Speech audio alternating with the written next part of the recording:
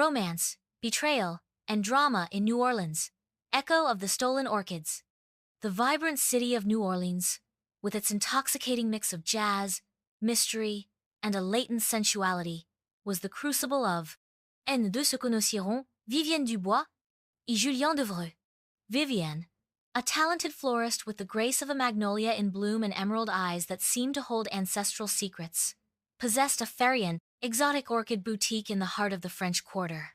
Julian, an ambitious lawyer with the elegance of an old oak and amber eyes that flashed intelligence and passion, was a client. He frequented it, fascinated by the unique beauty of the flowers and Vivienne's enigmatic aura. Their romance blossomed as exuberantly as Vivienne's orchids. The afternoons were filled with walks. Romantic walks along cobblestone streets, candlelit dinners in hidden courtyards, and whispered confidences under the shadow of wrought iron balconies.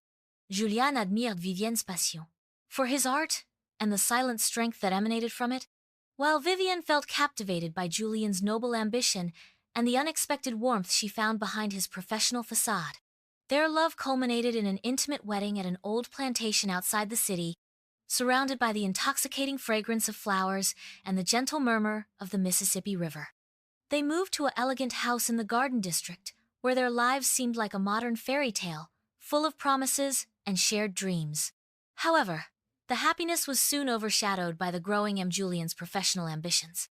A high-profile case, which could catapult him to the top of his career, began to consume him. The long hours in the office became sleepless nights, and the communication between Vivienne and Julian became increasingly scarce. Vivienne, feeling alone in her flourishing business and in her own home, tried to keep the flame of her love alive, but the distance, the emotional connection between them became increasingly palpable. It was at an elegant charity gala at the New Orleans Museum of Art where Vivienne met Damon Sinclair. Damon, a charismatic gallery owner, of art, with a seductive smile and hazel eyes that shone with a palpable intensity, he immediately felt attracted to Vivienne's melancholic beauty.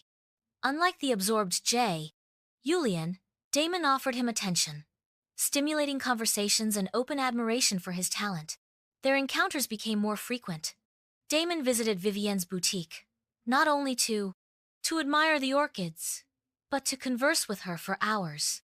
I took her to art exhibitions, to listen to jazz in dark clubs, and to walk through historical cemeteries under the moonlight. Sharing stories and laughter that Vivienne had not experienced in months. Vivienne's loneliness and Damon's constant attention created a dangerous crack in their marriage. She felt incompetent, rendered and neglected by Julian, while Damon made her feel seen, valued, and desired. One rainy night, under the romantic spell of a jazz club in Faubourg Marigny, Vivienne and Damon Cr. They drew a line that would change their lives forever. The betrayal felt like an icy stab in Vivienne's heart, a mixture of guilt and a desperate need for connection. She tried to reconcile with Julian, seeking to revive the passion they once shared, but the gap between them seemed insurmountable. Julian was increasingly distant, absorbed in his world of laws and ambition. Yes, without noticing the emotional storm that was unleashed in his wife's heart. The drama intensified when Julian finally discovered the truth. A mutual friend, who had seen Vivienne and Damon together on several occasions, revealed the betrayal to him. Julian's fury was volcanic. The trust that Vivienne had broken was the foundation of their marriage, and now he felt devastated and humiliated. The confrontation was painful and heartbreaking. The accusations flew like shards of broken glass, and the words of love that were once whispered were replaced by cries of pain and rage. Julian, wounded deeply in his pride and his heart, demanded that Vivienne leave. Vivienne found herself alone, banished from the life she had built, with the weight of her betrayal and the uncertainty of her future. Damon, although he had offered her comfort and support, was not willing to leave his own life for her completely. The initial passion began to fade under the PR session of reality and guilt. In the midst of her confusion and repentance, Vivienne discovered something devastating.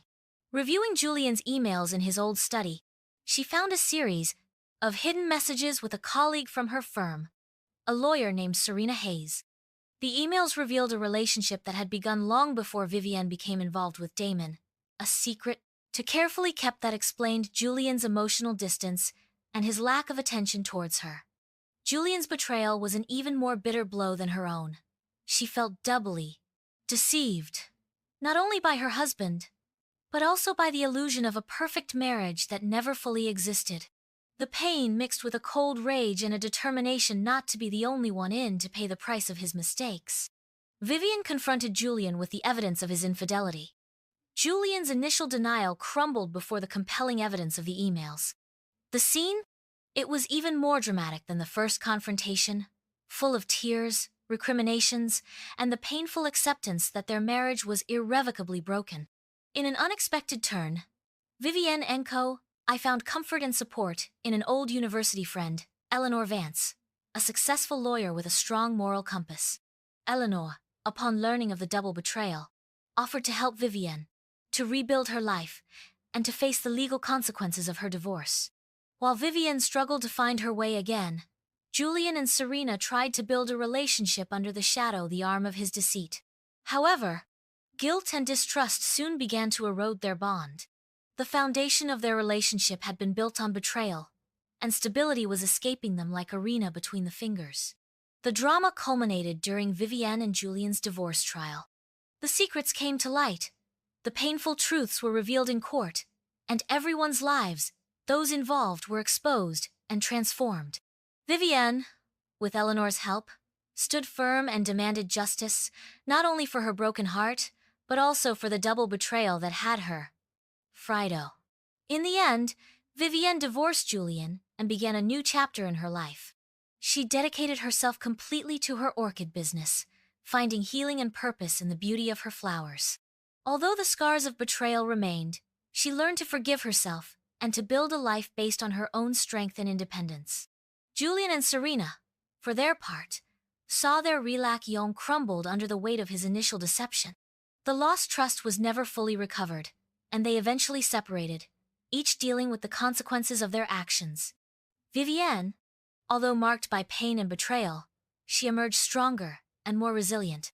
She learned that true love is based on honesty and mutual respect, and that sometimes, to flourish again, it is necessary, Rio, to leave behind the stolen orchids of a painful past and cultivate a new garden of hope and authenticity.